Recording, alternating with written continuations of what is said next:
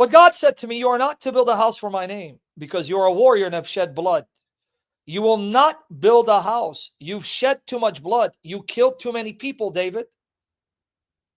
Again, 1 Chronicles 22:8, 7-10. David said to Solomon, my son, I had in my heart to build a house for the name of the Lord my God, Yahuwah. But this word of the Lord came to me. Jesus came to me. You have shed much blood and have fought many wars. You are not to build a house for my name, because you have shed much blood on the earth in my sight. Do you see it?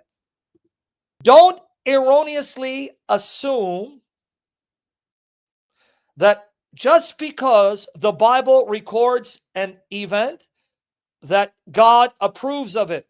Remember, the Bible is an honest historical record. It's like a newspaper, the news. It will accurately record the facts without this implying that God approves of them. God records many things that people did that he hates and despises. Here it is. You killed too many people. I didn't approve of it. But you put me in a situation that I had to protect you, even though you disgusted me by all the people you killed, David.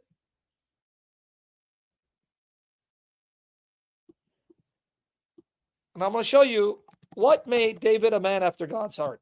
After God's heart. You better believe it. 2 Samuel 11. Here it is. In the spring, at the time when kings go off to war, David sent Joab with the king's men. Now watch where it breaks the heart of God and angers God and the whole Israelite army. They destroyed the Ammonites, besieged Rabbah, but David remained in Jerusalem. See right here. The king is taking it easy, resting on his laurels, enjoying the palace and his riches, while his army is in battle, fighting the enemies of God with the Ark of the Covenant. Even God's Ark went out to battle, and yet he's taking it easy. What you learn from here is idleness is the devil's playtime. The more free time you have, the greater the potential for you to succumb to temptation and sin. Use your time wisely. Don't waste time doing nothing, because that's when Satan comes and whispers in your ears. Take the time, the moment, use it lawfully to bring you closer to God. Don't sit idly by like David did. You understand the lesson? Idleness is a killer. Idleness is condemned in Scripture. Idleness is a weapon of Satan used to get you to drop your guard and start entertaining sin because of boredom and idleness. Right here. Because what was David doing? Look, they're out in the battle, and David is walking around in his bedroom. One evening, David got up from his bed, walked around on the roof of the palace. Now remember, from the roof, he saw a woman bathing. See, idleness. When looking out from his roof, looking at other homes to observe what people are doing, seeing a woman bathing, looking at her naked, taking a bath, and lusting for her. See what idleness does? She was beautiful. David sent someone to find out about her. The man said, now here's where it hurts. She is Bathsheba, right? House of the oath, or 7. The daughter of Eliam and the wife of Uriah the Hittite. You know what hurts? Uriah is a Hittite. He's not an Israelite. You understand? The Hittites were some of the people that opposed Israel, that Israel is to conquer. Here is a Gentile convert who fell in love with the God of Israel and abandoned his gods and goddesses because he acknowledged David's God is the true God. And he's in the battle, putting his life on the line, willing to be killed for the glory of the God of Israel, whereas the king of Israel is sitting idly, lusting for his wife. Do you see the heinousness of David's sin? Now you're going to see why God loves all people equally. He loves the Gentiles as much as the Israelites. He doesn't love the Jews more than the Gentiles not even in the Old Testament. The Hittites are not Israelites. They're distinct people. Notice the Hittites are part of the people of Canaan. And here's a Hittite who fell in love with the God of Israel and was fighting the wars of the God of Israel against the Canaanites. And how does David, the king of Israel, reward him? By lusting for his wife and then murdering him. Then David sent message to get her. She came to him and he slept with her. Notice she's complicit. Notice, I'm sorry to say this. All right. I'm sorry to say this. It takes two to tango. She loved the status of the king and his position more than her husband. Right? Notice she's infatuated with the king because she didn't resist. She didn't rebuke him. She didn't maintain her honor and the honor of her husband. Why? Because she wanted the king status. Ladies, do you see? You understand? You understand what's happening here? There are even women of faith. Women of faith who, because they are still sinful and struggle with sin, that desire status and position. And when they see a man of God who has status, they want him. Even to the point they'll leave their spouse and destroy their family to have him. It happens all the time. It happens to this day. It happens all the time. You understand? Now, she was purifying herself from her monthly uncleanness. She just had finished her period. Then she went back home. The woman conceived and sent word to David saying, I am pregnant. Now notice, this is taking place over a period of time. It's not happening overnight. Notice, by the time she figures out she's pregnant, it's already a month that has elapsed. Why? Because they didn't have pregnancy tests. She would know she's pregnant if she misses a monthly cycle. So a month has gone by, and Israel is still fighting, and her husband is still at war.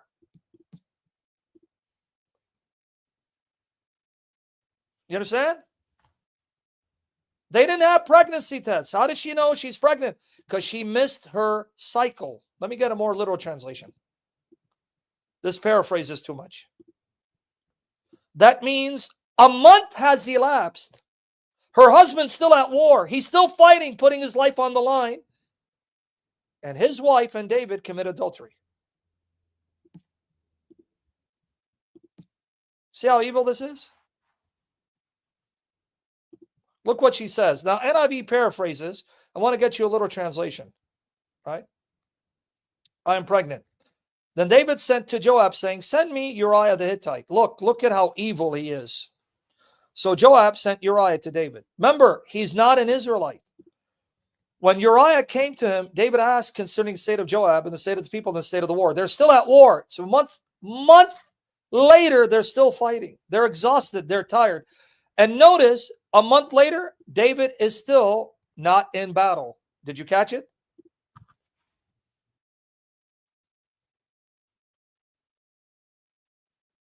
Do you understand? For a whole month, David is sitting idly in his palace. For a whole month, he's chilling while his soldiers and a Gentile and the Ark of the Covenant are in battle for a whole month, putting their lives on the line through these conditions, getting tired, fatigued, and hungry, and he's chilling. Oh, how the mighty have fallen, right?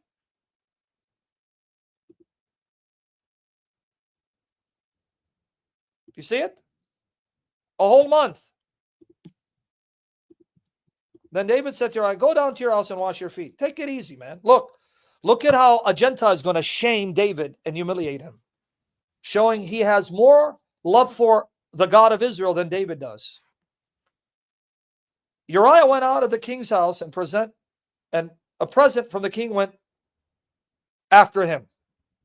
But Uriah lay down at the door of the king's house with all the servants of the Lord and did not go into his house. Look how he's going to rebuke him, shame him by his deeds. Then they told David, saying, Uriah did not go down to his house. And David said to Uriah, have you not come from a journey? Why did you not go down to your house? He wanted him to sleep with his wife because they didn't have DNA testing back then. You see how wicked this man is? He would have Uriah sleep with Bathsheba, knowing she's already pregnant with his seed, deceiving the man into thinking she's going to give birth to my seed, whereas Bathsheba and David know that's a bastard seed. That's not Uriah's child. They would know it, but they would keep it from him. And David thought he would get away with it. Okay, are you catching these points here? Whole month sitting idly, whereas his army is putting their life on the line with the Ark of the Covenant. Then sends this man to have sex with Bathsheba so that Uriah would think she's pregnant with my child, and yet David would know, no, that's my bastard seed. Evil, isn't it? Let's continue. Look what he says.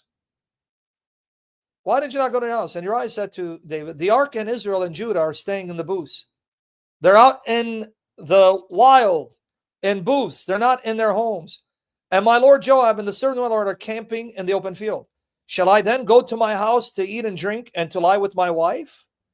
You want me to go and take it easy and enjoy myself, whereas my brethren in faith are out there in the cold or in the heat, right?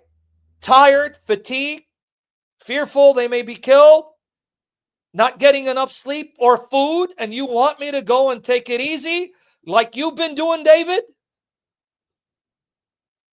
That's a knife in his heart. By your life and the life of your soul, I will not do this thing. How can I, with a clear conscience, eat and drink and sleep, whereas my brethren are there in the heat or the cold, starving, not having enough to eat, tired, fatigued from battle, and the ark of my God is there with them? A Gentile. You understand? A Gentile. He's not even an Israelite. Now watch. Then David said to Uriah, stay here today also, and tomorrow I will send you out. So Uriah remained in Jerusalem that day and the next. Now David called him, and he ate and drank before him and made him drunk. In the evening he went out to lie in his bed with his Lord's servants, but he did not go down to his house. Even drunk, he still did not go to his wife. Watch how bad it gets. Now it happened in the morning that David wrote a letter to Joab and sent it by the hand of Uriah. He sent him with his death sentence. Now I want you to see the faithfulness of Uriah. The king gave him a letter.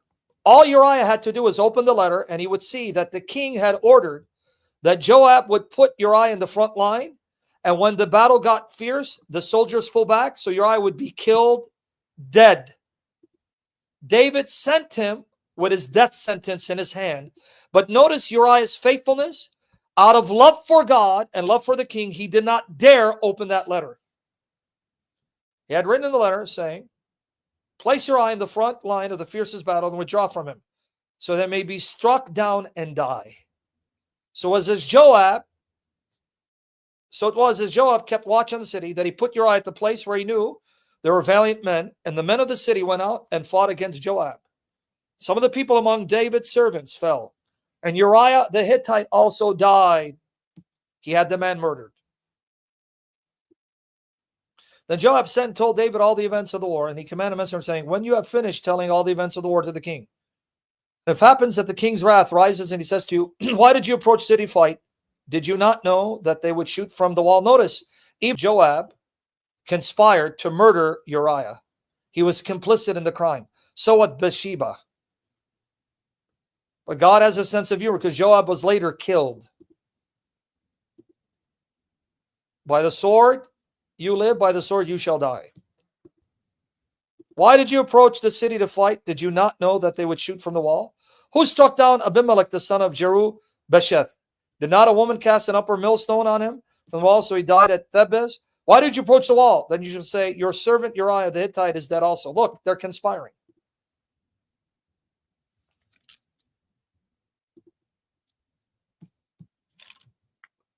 You see the gravity and the evil, but I'm going to show you how beautiful our God is. Do you want more proof from the Bible? The Old Testament, the God of the Old Testament, same God revealed in Jesus, beautiful, perfect, and holy, loves all peoples equally, even Canaanites. Saying, where is in the Bible not to trust your spouse? I just gave it to you, man. Where is this? Right here. So the messenger went and came and told David all that Joab had sent him to tell. Messenger unto David, the men prevailed against us and came out against us in the field, but we pressed them as far as the entrance of the gate.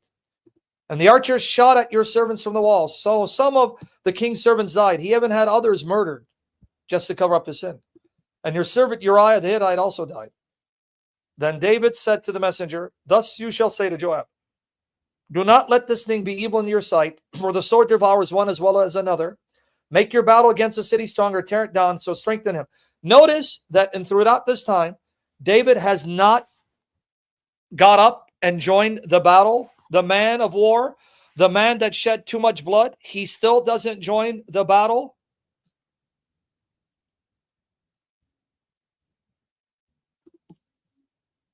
Do you notice that? He still has not got up from his idleness and engaged the battle. The man of war who shed too much blood, here's taking it easy. Got a married woman pregnant, had her husband murdered to cover up his sin. Make your battle against city strong and tear it down and so strengthen them. Then the wife Uriah heard that Uriah, her husband, had died. So she lamented over her husband. Then the time of mourning passed by, and David sent and gathered to his house. She became his wife. Then she bore him a son. But the thing that David had done was evil in the sight of Yahweh. Now let me show you how beautiful God is. You want to see how beautiful God is? When I read this story, it tells you God is not the God of the Jews. He's the God of heaven and earth. He's the God of all flesh. He's the God of all nations. And he loves the nations just as much as he loves Israel, even in the Old Testament. Now watch what the God of Uriah does. You want me to show you that God loves Uriah just as much as David, even though Uriah is a Hittite? Do you want me to show you that? Watch the God of Uriah. Look what he does. Now, he sends the prophet Nathan. Remember, David as king is also judge. He judges and presides over legal disputes. He adjudicates and passes on legal decisions. Nathan comes and says, because Nathan is his prophet, David, look what this man did to a poor man. Watch, this is beautiful. Then Yahweh sent Nathan to David, and he came to him and said, there were two men in one city. Notice, he's not a parable. He's telling him, hey, David, you're the king, right? You're supposed to judge your people. I'm going to tell you what one rich man did to a poor man. Watch here. There are two men in one city, the one rich, the other poor. The rich man had great many flocks and herds, but the poor man had nothing except one little ewe lamb, which he bought and nourished. And it grew up together with him and his children. It became like your dog, a pet, a beautiful baby lamb that he raised as a family member, as a daughter, same way that you would raise a dog. It grew up together with him and his children. It would eat his morsel of bread and drink his cup and lie in his bosom. It was like a daughter to him. Watch. Look how beautiful our God is. Now a visitor came to the rich man, the other rich man who had plenty of flocks. And he was unwilling to take from his own flock or his own herd to prepare for the traveler who had come to him. Rather, he took the poor man's ewe lamb, prepared it for the man who had come to him. Now watch. David was livid that the rich man murdered the pet of the poor man. But he was not livid that he murdered a human soul, created an image of God, defiled his bed by getting his wife pregnant. Look at the hypocrisy. Then David's anger burned greatly against this man. And he said to Nathan, as Yahweh lives, surely the man who has done this deserves to die. Really? And he must make restitution for the lamb fourfold, because it is the thing and had no compassion. Nathan then said to David, you are the man. You just testified against yourself. You are that man, David. You took Uriah's wife, defiled her, got it pregnant, though you had many wives, and you murdered him.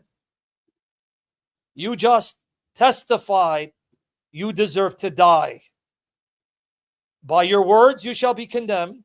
By your words you shall be acquitted.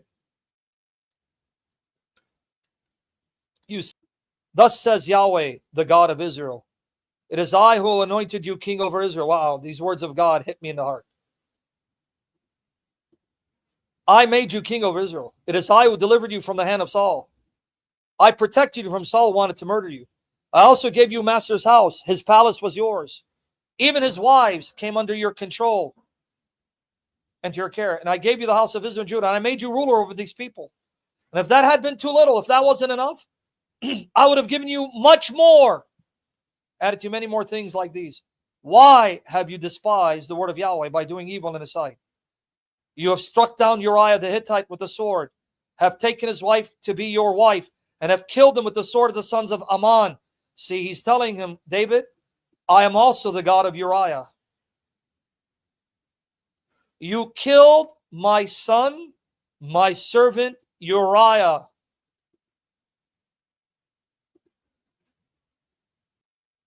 I am not just the God of Israel. Woo. I'm the God of all flesh. And I'm God of Uriah. I'm the God of the Hittites. He loves me. I love him. And I don't love you more than him.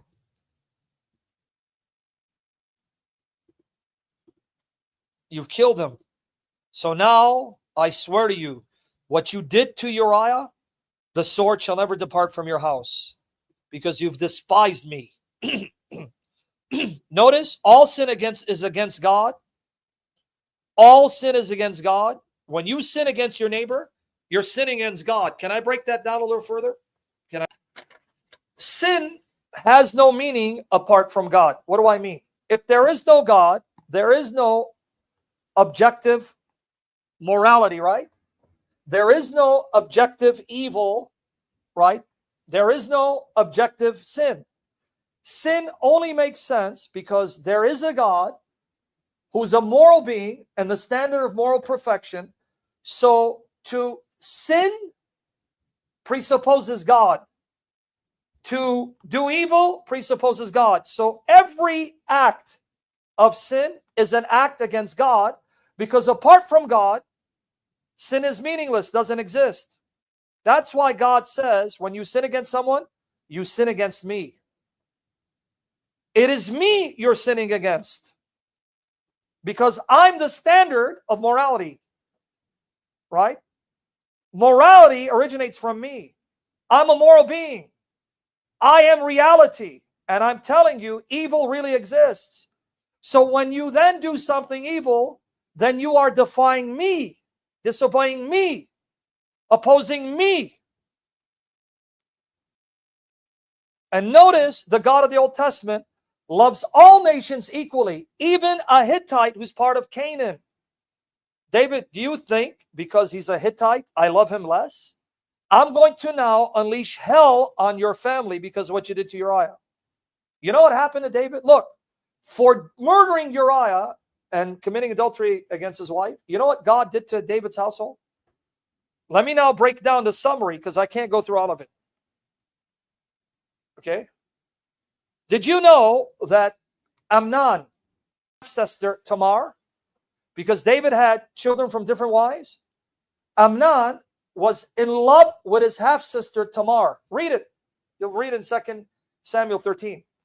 Rape her full-blooded brother Absalom, same mother, swore that he was going to murder Amnon. So what did he do? He held a feast, invited all his brothers from different mothers. He murdered Amnon and fled. Amnon was murdered. Absalom was on the run and hiding. And when David summoned him, then Absalom got the people to go against David and agree with him. And he did a coup against David, drove David out of the palace, forced him into exile. And then, you know what he did? He then took his father's concubines and in full view of the people went into a tent and had an orgy with all of them, defiling them, because God said, you did this in secret. I'm going to bring someone from your household to take your concubines and do it in full view of the people to shame you. And then guess what happened? Absalom got killed as he was fleeing because he had a really lush set of hair. His hair got caught between branches and he got speared to death. And then the child born in adultery died. Do you understand? Absalom, Amnon, the child died. His daughter violated. David driven into exile. His concubines defiled by his son in full view of everyone. You see what God did to avenge Uriah?